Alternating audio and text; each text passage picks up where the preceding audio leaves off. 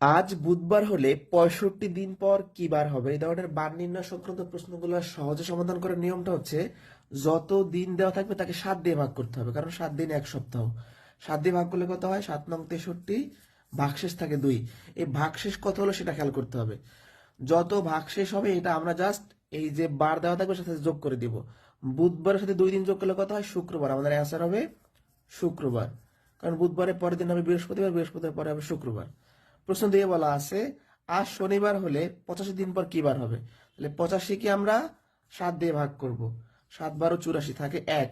তাহলে এই শনিবারের সাথে একদিন যোগ করলে কত হবে? রবিবার। অ্যান্সার হচ্ছে রবিবার। রবিবার। আজ সোমবার হলে 77 দিন পর কি বার হবে? তাহলে আমরা 77কে কি করব? জাস্ট 7 দিয়ে ভাগ করব। 7 × 1 = 77। এখানে হচ্ছে ভাগশেষ শূন্য থাকে। তাহলে ভাগশেষ যদি কখনো শূন্য হয়, তাহলে প্রশ্নে যে বার দেওয়া আছে সেটি হবে উত্তর। উত্তর হবে সোমবার। তার মানে হলো আজ সোমবার হলে 77 দিন পর সোমবারই হবে। আজ মঙ্গলবার হলে 36 দিন পর কি বার হবে? কমেন্ট বক্সে জানিয়ে দিন।